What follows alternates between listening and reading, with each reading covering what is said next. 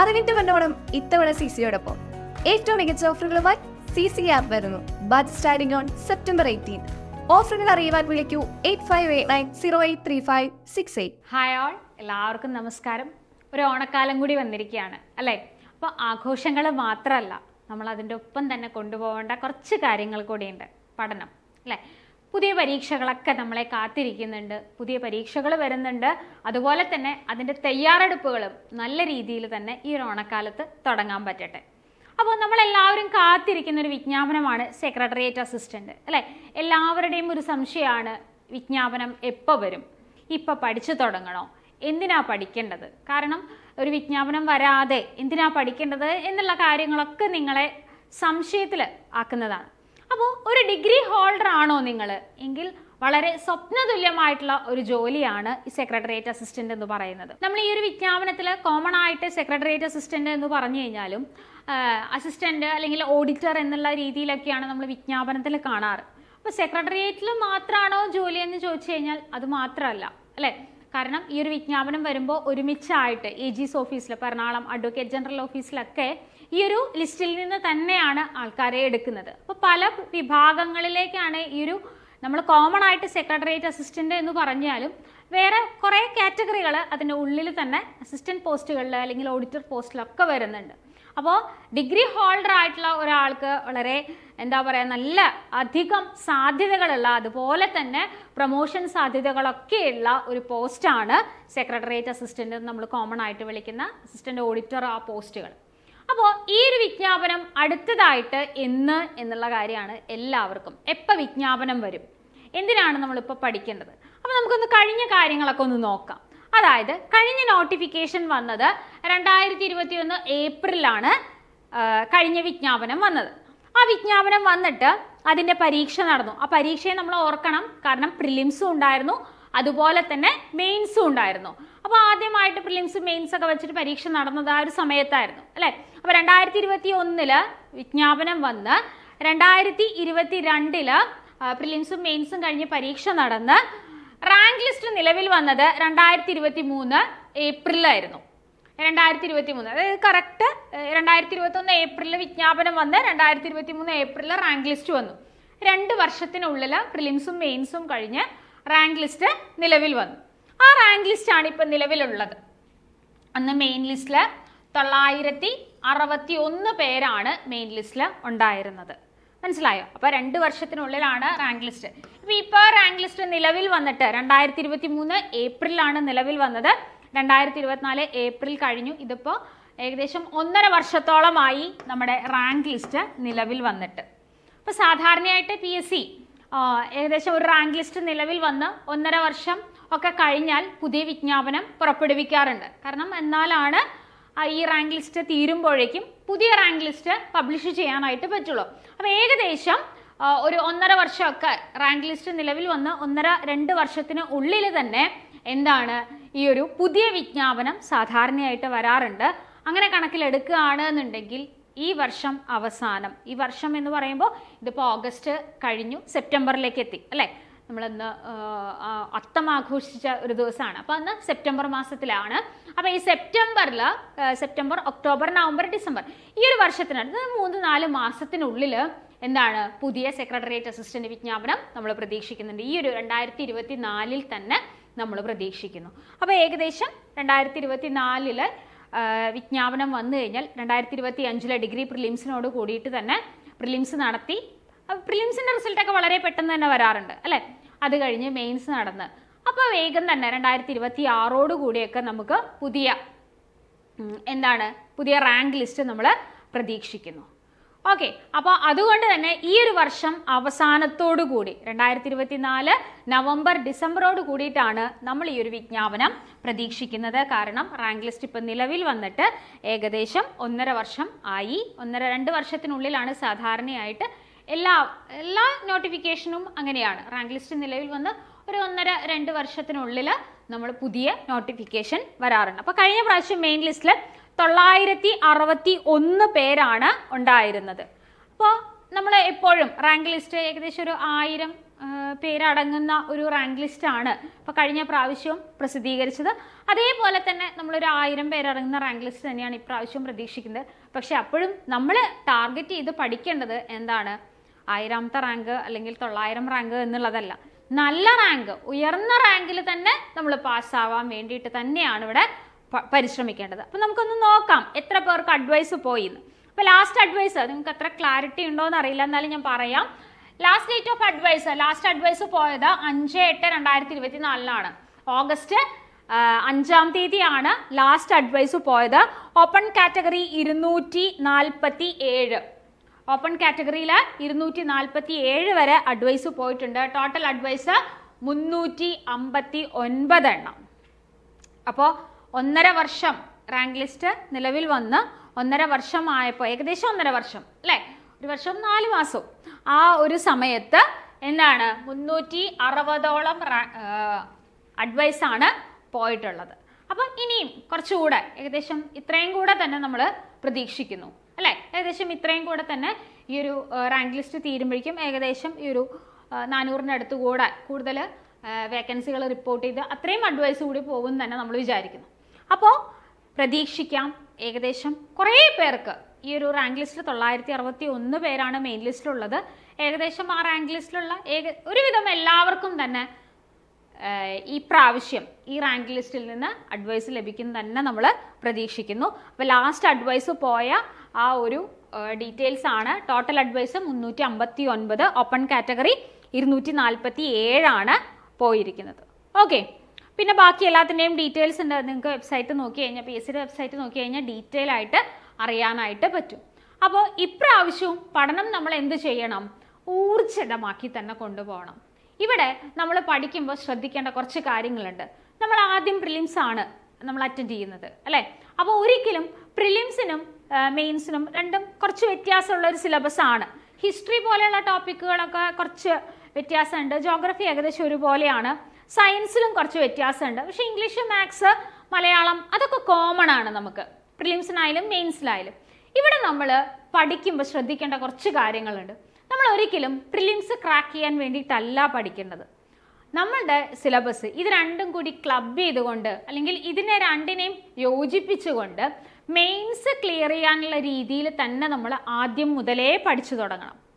അവിടെ പ്രിലിംസിൽ നമുക്ക് കുറച്ച് വ്യത്യാസം വരുന്നത്, കുറച്ച് സിവിക്സിൻ്റെ പോർഷൻസ് ഒക്കെ വരുന്നുണ്ട്. പിന്നെ വരുന്നത് സയൻസ് ആൻഡ് ടെക്നോളജിയാണ് അല്ലേ. സയൻസ് ആൻഡ് ടെക്നോളജി എന്ന് പറയുന്ന ടോപ്പിക്ക് പ്രിലിംസിലാണ് വരുന്നത്. എന്നാൽ മെയിൻ എക്സാമിന് അങ്ങനെ ഒരു ടോപ്പിക്കല്ല. ഫിസിക്സ്, കെമിസ്ട്രി, ബയോളജി അതിങ്ങനെ വേറെ വേറെ തന്നെയാണ് പറയുന്നത്. അപ്പോൾ സയൻസ് ആൻഡ് ടെക്നോളജി പോലെയുള്ള ടോപ്പിക്കുകളാണ് കുറച്ച് വ്യത്യാസമുള്ളൂ. പക്ഷേ എന്നാൽ മെയിൻ എക്സാമിന് അതിനെ ഫോക്കസ് ചെയ്തുകൊണ്ട് തന്നെ നമ്മൾ പഠനം മുന്നോട്ട് കൊണ്ടുപോകണം. കാരണം ജോഗ്രഫി ആയിക്കോട്ടെ, കോൺസ്റ്റിറ്റ്യൂഷൻ്റെ ഭാഗങ്ങളായിക്കോട്ടെ, അതുപോലെ തന്നെ മാത്സ്, ഇംഗ്ലീഷ്, മലയാളം, ഈ ഒരു ഭാഗങ്ങളൊക്കെ, ഹിസ്റ്ററി, ഇതൊക്കെ എന്താണ് കോമൺ ആയിട്ട് കുറേ ഭാഗങ്ങളുണ്ട്. അപ്പോൾ നമ്മൾ ഇത്രയും ഭാഗങ്ങളെ കോൺസെൻട്രേറ്റ് ചെയ്ത് ഇത് ഒരുമിച്ച് ഒരിക്കലും പ്രിലിംസ് ക്രാക്ക് ചെയ്യുക എന്നുള്ള ഉദ്ദേശത്തോടു കൂടി നമ്മൾ ഈ ഒരു പഠനം മുന്നോട്ട് കൊണ്ടുവരുന്നത്. പ്രിലിംസ് അല്ല നമുക്ക് പാസ്സാകേണ്ടത്, നമ്മൾ മെയിൻസ് തന്നെയാണ്. അതായത് സെക്രട്ടേറിയറ്റ് അസിസ്റ്റൻറ്റിൻ്റെ മെയിൻ എക്സാം തന്നെ, സ്പെഷ്യൽ ടോപ്പിക്ക് ഇൻക്ലൂഡ് ആയിട്ടുള്ള മെയിൻസിനെ ലക്ഷ്യമാക്കി തന്നെയാണ് നമ്മൾ പഠിക്കേണ്ടത്. എന്നാൽ ആദ്യമേ സ്പെഷ്യൽ ടോപ്പിക്ക് പഠിക്കണം എന്നാണോ? അല്ല, സ്പെഷ്യൽ ടോപ്പിക്ക് അവിടെ നിൽക്കട്ടെ. പക്ഷേ നമ്മൾ ബാക്കി ഭാഗങ്ങളെ ഇൻക്ലൂഡ് ചെയ്തുകൊണ്ട് കോമൺ ആയിട്ട് വരുന്ന ഭാഗങ്ങൾ അതൊരു ലെവലിൽ കയറി മെയിൻ എക്സാമിന് എങ്ങനെയാണോ പഠിക്കേണ്ടത് ആ ലെവലിൽ നമ്മൾ പഠനം മുന്നോട്ട് കൊണ്ടുപോവുക. അപ്പോൾ ഇന്നു മുതൽ പഠിക്കണമെന്ന് ചോദിച്ചു കഴിഞ്ഞാൽ ശരിയാണ്. നിങ്ങളൊരു ഡിഗ്രി ഹോൾഡർ ആണ് എങ്കിൽ ഇന്നു മുതൽ നിങ്ങൾ പഠനം മുന്നോട്ട് കൊണ്ടുപോകുക. കാരണം LDC പോലെയുള്ള പരീക്ഷകളൊക്കെ കഴിഞ്ഞു അല്ലേ, കുറേ പേരുടെയൊക്കെ കഴിഞ്ഞു. ഇനി 1-2 ജില്ലകളിലൊക്കെ കുറച്ച് 1-2 ഘട്ടങ്ങളും കൂടെ ബാക്കിയുള്ളൂ. ഇനി ഇന്ന് മുതൽ പഠിക്കണമെന്ന് ചോദിച്ചു കഴിഞ്ഞാൽ ശരിയാണ്, ഇന്ന് മുതൽ നമ്മൾ പഠിക്കണം. കാരണം നിങ്ങളൊരു ഡിഗ്രി ഹോൾഡർ ആണ് എങ്കിൽ വളരെ പെട്ടെന്ന് തന്നെ, അല്ലെങ്കിൽ ഒരു വിജ്ഞാപനം വന്ന് പഠിക്കുന്നതിലും നല്ലത് വളരെ പെട്ടെന്ന് തന്നെ നമ്മൾ ഈ പഠനം മുന്നോട്ട് കൊണ്ടുപോകുക എന്നുള്ളതാണ്. അല്ലെങ്കിൽ സിലബസ് മനസ്സിലാക്കി എങ്ങനെയാണ് കഴിഞ്ഞ പ്രാവശ്യത്തേക്ക് ക്വസ്റ്റ്യൻ പേപ്പറുകളിലെ ക്വസ്റ്റ്യൻസ് വന്നിരിക്കുന്നത്, ഏതൊക്കെ ഭാഗങ്ങളാണ് പഠിക്കേണ്ടത്, എനിക്ക് എളുപ്പമുള്ള ഭാഗങ്ങൾ ഏതൊക്കെയാണ്, ഏതൊക്കെ ഭാഗങ്ങളാണ് എനിക്ക് ഈസി ആയിട്ട് പഠിക്കാൻ പറ്റുക. അങ്ങനെ ആദ്യം നമ്മൾ ഒരു സെൽഫ് അനാലിസിസ് നടത്തിയിട്ട് സിലബസ് പ്രിൻ്റ് എടുത്ത് വെച്ച് എന്നിട്ട് വേണം നമ്മൾ പഠനം തുടങ്ങാനായിട്ട്. അപ്പോൾ അത് എന്ന് വേണം ചോദിച്ചാൽ വളരെ പെട്ടെന്ന് തന്നെ, ഇന്ന് എന്ന് പറഞ്ഞാൽ ഇന്ന് തന്നെ നമ്മൾ തുടങ്ങണം. ഇനി നാളേക്ക് വെച്ച് അല്ലെങ്കിൽ അടുത്തൊരു ദിവസം അതല്ല. നമ്മൾ എപ്പോഴും എന്താ പറയുക, നല്ലൊരു കാര്യം നമ്മൾ ചെയ്യാൻ തീരുമാനിക്കുമ്പോൾ അത് വളരെ പെട്ടെന്ന് തന്നെ, ഒരു വിജ്ഞാപനം വന്ന് പഠിക്കുക എന്നൊക്കെ പറയുമ്പോൾ അത് കുറച്ചുകൂടെ എന്താണ്, നമുക്ക് ടെൻഷൻ കൂട്ടുന്നതാണ്. വിജ്ഞാപനം വന്നല്ലോ, ഇനി പഠിക്കുമ്പോൾ അയ്യോ ടെൻഷൻ ആവുന്നു, പഠിക്കാൻ കിട്ടുമോ, അങ്ങനെയൊക്കെയുള്ള ഒരു ആധികളൊക്കെ എല്ലാവർക്കും ഉണ്ടാവാറുണ്ട്. അപ്പോൾ വിജ്ഞാപനം വരും എന്ന് നമുക്കറിയാം അല്ലേ. അപ്പോൾ അതുകൊണ്ട് തന്നെ നമ്മൾ സ്വപ്നമായിട്ട് കാണുന്ന ജോലി സ്വപ്നമായി തന്നെ ഇരിക്കാതെ അതിലേക്കുള്ള ഒരു വഴിയാണ് ഈ ഒരു ഓണക്കാലത്ത്, നല്ല ഫ്രഷ് ആയിട്ട് ഒരു ഉത്സവകാലത്ത് നമുക്ക് പഠിച്ചു തുടങ്ങുക തന്നെ ചെയ്യാം. അപ്പോൾ ഇവിടെ ആദ്യം നമ്മൾ പ്രിലിംസിൻ്റെയും മെയിൻസിൻ്റെയും കോമൺ ആയിട്ട് വരുന്ന ഭാഗങ്ങൾ ഇൻക്ലൂഡ് ചെയ്തുകൊണ്ട് തന്നെ നമ്മൾ പഠിച്ചു തുടങ്ങണം. മനസ്സിലായോ? അപ്പോൾ ഇത്രയൊക്കെയാണ് കഴിഞ്ഞ ലിസ്റ്റുമായിട്ട് ബന്ധപ്പെട്ടിട്ടുള്ള കാര്യങ്ങൾ. ഇനി നമ്മൾ ശ്രദ്ധിക്കേണ്ട കാര്യം, പാഠപുസ്തകം പഠിക്കുമ്പോൾ അവിടെ NCERT പഠിക്കണോ എന്നുള്ള കാര്യമാണ് എല്ലാവരുടെയും സംശയം. NCERTയും പഠിക്കണം. നമുക്കറിയാം 10ാം ക്ലാസ് നിലവാരത്തിലുള്ള പരീക്ഷകളാണെങ്കിൽ കൂടി ചില സമയം പ്രത്യേകിച്ച് സയൻസ് പോലുള്ള സബ്ജക്റ്റൊക്കെ +1ൻ്റെയും +2ൻ്റെയും ഒക്കെ കയറി ചോദിക്കാറുണ്ട് അല്ലേ. നമ്മൾ പലപ്പോഴും കണ്ടിട്ടുള്ള കാര്യമാണ്. എന്നാൽ ഇതിപ്പോൾ ഒരു ഡിഗ്രി ലെവൽ പരീക്ഷ ആയതുകൊണ്ട് തന്നെ +2 വരെയുള്ള പാഠപുസ്തകങ്ങൾ, പ്രത്യേകിച്ച് ഹിസ്റ്ററി, ജോഗ്രഫി, അതുപോലെ തന്നെ സയൻസ് ടോപ്പിക്കുകളും പ്രത്യേകിച്ച് ഈ ഭാഗങ്ങൾ ഇൻക്ലൂഡ് ചെയ്യുന്ന രീതിയിൽ നല്ല രീതിയിൽ നമ്മൾ പഠിക്കണം. SCERTയും അതേപോലെ തന്നെ NCERTയും. NCERT ഒക്കെ 8, 9, 10 നോക്കിയാൽ മതി. പിന്നെ +1, +2 ഏകദേശം രണ്ടും ഒരുപോലെ തന്നെയാണല്ലോ, കുഴപ്പമില്ല.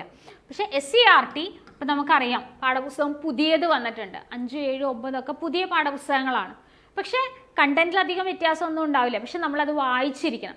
നമ്മൾ ഏതൊരു പാഠപുസ്തകം പഠിക്കുമ്പോഴും പലപ്പോഴും നമുക്ക് ഗൈഡുകളായിട്ടും അല്ലെങ്കിൽ വീഡിയോകളായിട്ടും ക്രിസ്പി ആയിട്ടുള്ള നോട്ട്സ് നമുക്ക് കിട്ടും. ആ പാഠപുസ്തകത്തിൻ്റെ ഉള്ളിലുള്ള കണ്ടന്റ് എന്താണ് എന്നുള്ള കാര്യം അല്ലേ, അതിലെന്ത് പറയുന്നു എന്നുള്ള കാര്യം നമ്മുടെ ഗൈഡുകളിലോ അല്ലെങ്കിൽ നമുക്ക് എവിടെന്നെങ്കിലൊക്കെ നോട്ട്സ് ആയിട്ടൊക്കെ കിട്ടാറുണ്ട്, ക്രിസ്പി നോട്ട്സ് ആയിട്ട്. അതൊക്കെ നമുക്ക് വായിക്കാം. പക്ഷേ ഒരിക്കലെങ്കിലും നമ്മൾ ആ പാഠപുസ്തകം വായിച്ചിരിക്കണം. അതാണ് ഏറ്റവും ഇമ്പോർട്ടൻ്റ് ആയിട്ടുള്ള കാര്യം.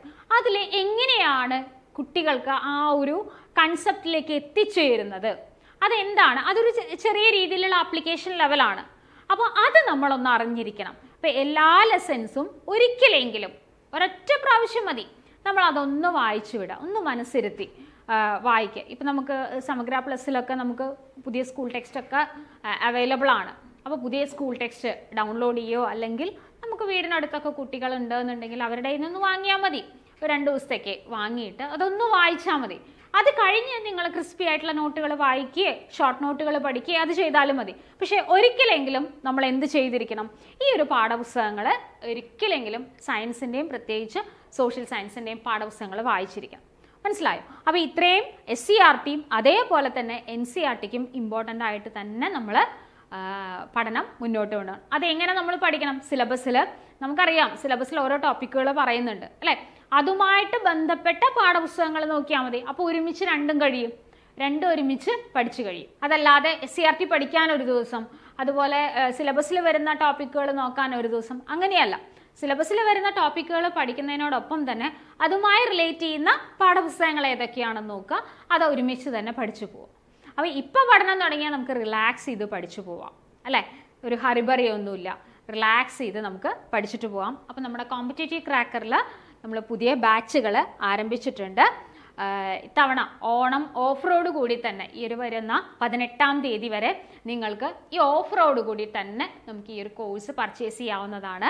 അപ്പോൾ എല്ലാവർക്കും CCയുടെ വക ഒരു ഓണ സമ്മാനമാണ് ഈ ഒരു ഓഫർ എന്ന് പറയുന്നത്. അപ്പോൾ നമ്മുടെ ഓഫറിനെ കുറിച്ചും ഡീറ്റെയിൽസ് ഒക്കെ അറിയാനായിട്ട് നമ്മുടെ ബോർഡ് നമ്പറിൽ കോൺടാക്ട് ചെയ്യാം.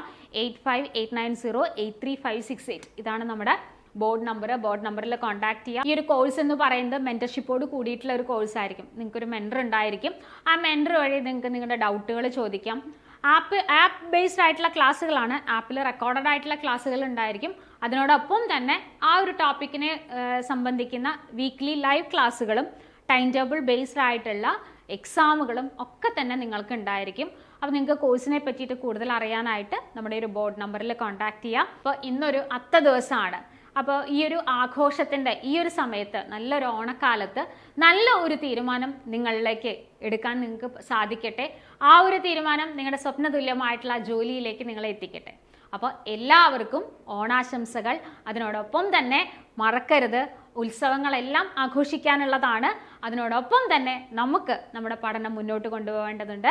അപ്പോൾ മറക്കരുത്, പഠിക്കുക. പുതിയ പുതിയ എക്സാമുകൾ നമ്മളെ കാത്തിരിക്കുന്നുണ്ട്. നമ്മുടെ ക്വാളിഫിക്കേഷൻ അനുസരിച്ചിട്ടുള്ള എല്ലാ ജോലികളും നമ്മുടെ മുന്നിൽ ഇങ്ങനെ തുറന്നു കിടക്കുകയാണ്. നമ്മൾ പ്രോപ്പറായിട്ട് ഉപയോഗിക്കാത്തത് കൊണ്ട് മാത്രമാണ് നമുക്ക് പലപ്പോഴും ആ ഒരു ജോലിയിലേക്ക് എത്തിപ്പെടാൻ സാധിക്കാത്തത്. അപ്പോൾ എല്ലാവർക്കും നല്ലൊരു ഓണം ആശംസിക്കുന്നു. Thank you.